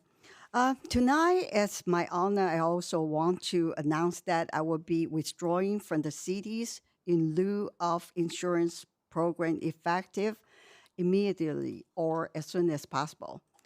Given the city's current budget challenges and following our mayor's decision to forego participation as well, I believe this is the right step in the interest of fiscal responsibility and leading by example. So I want to make this public announcement.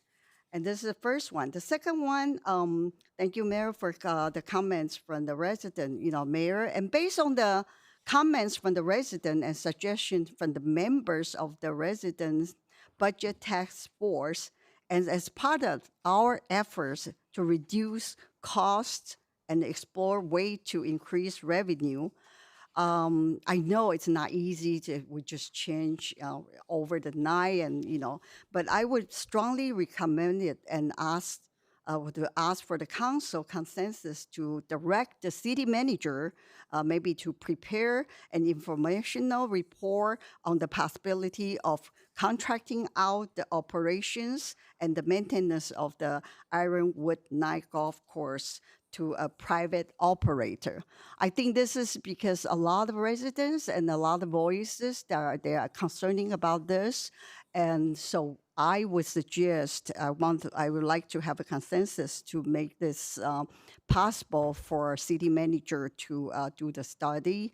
And so also the residents would know, is this possible, or how we gonna do this whole procedure thing? Is it that easy? Because we have to think about how we're gonna find somebody to manage it, first of all, and also a lot of legal issue and contract issue, and also we also have to concern about the full-time employee that we have for the golf course. So I'd like to make a motion. May I have the consensus? I for this concur. item? I concur. Okay, you have concurrence? Is that it with your comments? Yes. Okay. Anybody? And Go ahead. also, I want to make a quick report about my personal, because last time we don't have time to do it. April 29 and May 1st, I did join the JCPIA conference, official summit for the elected officials. And I find it's, for me personally, every conference I go, I pay 100% attention, and I always spend it for the conference, And so I have another one on May 14 to 17. It's California Contract City Association annually municipal seminar. This one is also, I've learned a lot every time, especially because this is my first year, just passed over year, so it's very beneficial for me. And I really appreciate that I have the chance to go, and I'm so proud to represent our city to participate this kind of events. And I want residents to know whichever one we participate, we always, even with the staff, with the city manager, we are all there, and we are really concerned about the conference. We're not going there to just for some, just part of the perks, but we're there to learn, and we're there to do the networking, trying to better our city and to learn from other cities. For example, I met city financial people from Irvine, city of Irvine, and I do have conversation with them. I find out they also have the budget constraint like us. And they're also looking, they might have the same problem 5 years from now, like our city that we're facing right now. So I do consult with them and try to find out what are they thinking in mind and what is their strategy, So maybe somehow we can gather some information or learn from their experience as well. So this concludes my report. Thank you, everyone. Thank you. Anybody else? Yes, Step right Mayor. up. Yes, Mayor. It has been a busy few weeks serving our community. On May 7, I attended the Children and Family Guidance Center fundraising event in support of children and family in need. On May 8, I attended Senior Center Women's Luncheon and enjoy spending time with many of our seniors. On May 18, I visited local business regarding the Business Neighborhood Watching Program, accompanied by a resident and Neighborhood Watch Captain, Mrs. Norma Williamson. Special thanks to Ms. Williamson, accompanied with me for volunteer her time. We also placed Neighborhood Watch, the logo placed on each window, the business people window. On May 14 to May 16, I attended Indian Well Contract City Conference. On May 25th, I attended City Memorial Day ceremony to pay respect to the veterans who sacrificed their life and for our country and honor their family.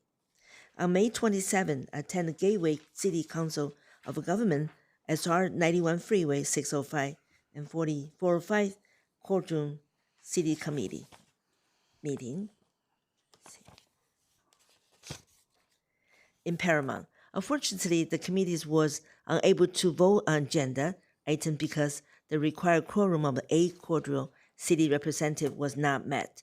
Only 7 members were present. The presentation for Metro was very informative. Fortunately, some of the transportation topic has been discussed during my time on the school board, which helped me catch up quickly. I passed agenda report to our city manager tonight. And I also have one for our former mayor, Mr. Yokoyama. Right here. And one of the funny thing is, I met the Metro the presenter, which was my daughter's previous boss. They do this. They're in charge of the project, but my daughter's moving to other one, so there's no conflict there. And she took over his position as supervisor Caltran. So he met me, and when I asked him a question, he said, "I know who you are. You're Susan's mother." I said, "Okay."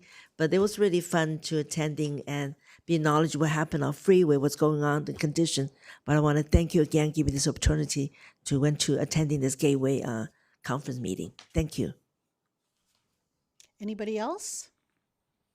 Yes, thank you, Mayor. Mhm. So, thank you, Sophia. Yes, so I am the city's representative to the Gateway Cities Council of Government 91-605-405 Corridor Cities Committee. And thank you to Councilmember Say as the alternate for attending the meeting on Wednesday night. And speaking of the Gateway Cities Council of Governments, which the city of Cerritos is a member of, and we are one of the 27 cities who make up the Gateway Cities Council of Governments. There's also the Gateway Cities Council of Governments Southeast Gateway Line Corridor Cities Committee, which I am also the city's representative to. And we have been working together as a council to bring, working together as a council with all the Southeast Gateway Line corridor cities and the Gateway City COG and SCAG to support and bring about a successful Southeast Gateway Line that will connect our city of Cerritos with downtown Los Angeles. And last week, I and our city manager attended a delegation of Gateway Cities Council of Government Southeast Gateway Line corridor cities to Washington, D.C. And even though I believe there's 10 corridor cities, the cities that showed up were the city of Downey and the city of Huntington Park and the city of Artesia and the city of Cerritos. Like I said, it was myself and the city manager. And we advocated to our federal representatives for full federal funding for the Southeast Gateway Line. And we met with our senators, including Senator Adam Schiff. We met with our Congress members, including Congressmember Derek Tran. And the effort of this committee and the effort of myself and the city manager is to get full funding for the Southeast Gateway Line, including for the Cerritos Station. We're talking about tens of millions of dollars for the Cerritos Station. And our effort includes full funding for the Southeast Gateway Line, but it also includes full funding. Our effort is, and advocacy is to get that full funding to include full funding of our Cerritos Station, which again is tens of millions of dollars. I'm trying to remember the number that I last talked about with the city manager. I think it was like 35 million. Is that the ballpark? Yeah. So the ballpark of a Cerritos Station on the Southeast Gateway Line is $35 million. And we joined this delegation in an effort to get federal funding and Metro funding for that 35 million, so that our Cerritos taxpayers potentially don't have to pay any of that 35 million.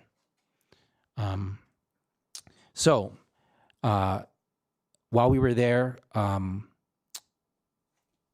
we had a separate meeting, the city manager and myself, with Congressmember Derek Tran. Our Congressmember Derek Tran is our Congressmember representing this Congressional District 45, including the city of Cerritos. And that's at that meeting where we talked about our cities of Cerritos' requests to our Congressmember Derek Tran, about our funding requests to our Congressmember.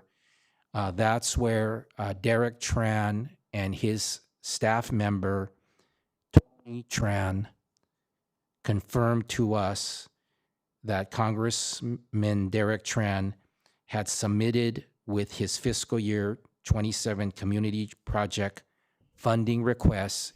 He requested for the, Derek Tran requested for the city of Cerritos a community project funding request for the C4 water well replacement. We are looking forward to and optimistic that we will be getting federal funding to assist us with our C4 water well replacement. Another thing I wanted to report is that I was happy to attend earlier this evening the Whitney High School Class of 2026 graduation ceremony. It was in the Cerritos Center for the Performing Arts, and it was the 50th anniversary of Whitney High School. Those class of 2026 graduates of Whitney High School and their families and their friends all celebrated the graduation in our Cerritos Center for the Performing Arts earlier tonight. And they paid for it. We did not provide it for free, correct, City Manager? That's not. That's correct. That, you know, they were a customer and they paid to use our Cerritos Center for the Performing Arts as the venue for their graduation, just like they would have paid whatever venue if they had chosen another venue. But they wanted to have it in a special venue, a special place, and they chose our Cerritos Center for the Performing Arts. I also attended earlier tonight did I say the Whitney High School graduation on the first one? I also attended earlier tonight the Cerritos High School Class of 2026 graduation at Rants Stadium. Thank you. I'm thankful that I was able to attend it. Thank you, City Council colleagues. I was thankful that I was able to attend the first part of the Cerritos High School graduation because my relative, Noah Draper, was one of the graduates. He is the grandson of my first cousin. My family was in attendance. I was glad to be there with them for part of the time at the Cerritos High School graduation tonight to celebrate the graduation of my family member, Class of 2026 Cerritos High School graduate, Noah Draper. And that's it for tonight. Thank you. Thank you. Do we have anybody else? All right. On May 21, I attended the Lead Cerritos, and the topic for that evening was infrastructure, and it was held at the city's corporate yard with staff members giving a presentation on public works and utilities. We have 2 sessions left, and I look forward to graduation day of the LEAD program, which will be on July 23rd. I do want to address an issue that's come up in the community, and it's regarding our social media. Much has been said about the city's engagement with the Cerritos Chamber of Commerce. Please note that the chamber is not a city entity. We cannot tell them what events to do or what their role should be. It is up to them to decide and produce their own events. It stands on its own, and they hire their own executive director and their board of directors. But because of the many challenges the chamber is facing, I initiated meetings along with our city manager with chamber leadership to discuss ways on how to build up the chamber. One of the issues the chamber is facing is recruitment of members and outreach to businesses. Therefore, I connected the chamber with a media strategist who wanted to meet with him to present a plan. There was no discussion about the city providing any funding nor commitment to hire her. Unfortunately, the social media posts and the comments that have come up because of that are completely false, including accusations of receiving free tickets. It's really sad to see that this is happening in our city. Other cities see it. Some of the posts and comments are from people that have my personal number. I just don't know why they don't call me and ask me instead of writing false information. And quite frankly, some of the comments are mean-spirited. Again, the city is not funding the chamber. The city has made every effort to engage with the chamber. And as to the social media comments made, I've talked to the media strategist, and it's really sad that comments are attacking her profession. I mean, you guys don't even know who she is, and these are coming from Cerritos residents. We can and should be doing better than that. What is being said in social media affects the city's ability to recruit and retain from our executive level to our line staff. Who is going to want to work for a city where residents are constantly criticizing the work and the profession of our employees? So the city also held its Memorial Day wreath laying ceremony. This year we placed focus on a simplified program to serve as a tribute, emphasize patriotism, and to offer a period of reflection. Memorial Day is not a celebration. Armed Forces Day is those who are currently serving. Veterans Day is for those that have served, and Memorial Day is for those that never made it home.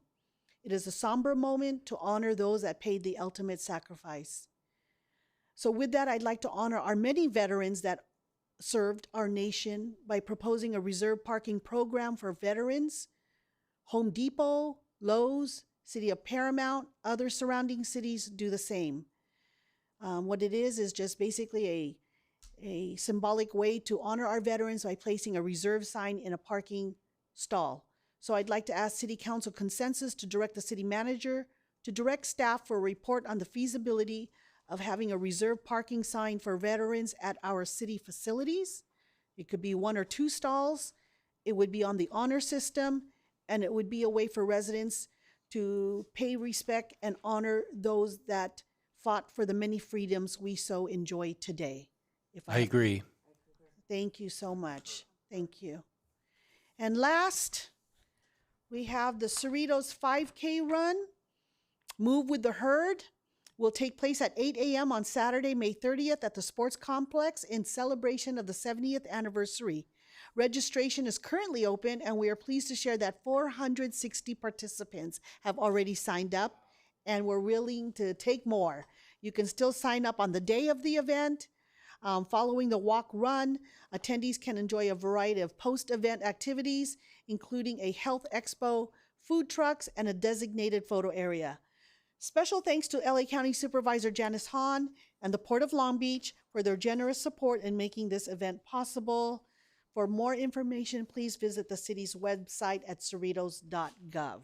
Congratulations, Mayor. I heard there was a lot of I heard there was robust interest in signups, but 460 people That's have already amazing. signed up for the inaugural 5K run. Yes. Run, Andy- walk Andy, run. do you have anything to share? Don't want to put you on the spot, sorry. Oh, just thank you very much for the reminder to our community. We're really looking forward to the event on Saturday, and we have some very nice T-shirts and medals, and we are anticipating there will be some last-minute signups tomorrow, and then people can sign up the day of the event, And we have encountered that it is so incredibly popular. We are likely going to need to order more medals. So my apologies in advance to anyone who does not get their medal the day of the event, but they certainly will get their medal. It has just been amazingly popular, far exceeding our expectations in terms of what we were projecting for the amount of attendance. So we're very excited. People are so proud of their city that they're so eager to celebrate with us and join in moving with the herd. Very good. And Annie, can you please remind the community when they can pick up their packets? Yes, packets will be available tomorrow at Heritage Park. There will be 2 windows of opportunity, a couple of hours in the morning and then in the afternoon as well. I don't know the hours right off the top of my head, but I know believe it is. afternoon is 4 to 7. Thank you. Yes, terrific. And that's when they can pick up their packet. Will include a very nice tote bag that was kindly donated by Kaiser in Cerritos. And it will contain their T-shirt and their bib and some information. And then people who participate will receive their medals after they complete the 5K. There will be a very nice expo set up, as you've described, and they will have an opportunity to then collect their medal after they've completed the event. Very good. Looking forward to seeing the community out there. Yeah, on Saturday. I'm really, again, thank you, Mayor, for coming up with this and presenting this to the council and the city. And I'm looking forward to seeing the inaugural Cerritos 5K Run Walk. Very good. And I want to give credit to our commissioner on the Parks and Recreations Commissioner, Commissioner Prado, who brought it up at the commission meeting and then was forwarded to council for approval. So thank you. Item 12, City Attorney. Thank you, Madam Mayor and members of the City Council. There are no closed session items tonight, but I do want to make the closed session report from the May 11th meeting. The council did meet to discuss 12A from the May 11th meeting. That's Conference with Labor Negotiators for AFSCME 619, as well as 12B, Conference with Labor Negotiator full-time exempt, and 12C, item of potential litigation, 2 cases. No reportable action was taken on any of those matters. Very good. At this time, the meeting is adjourned.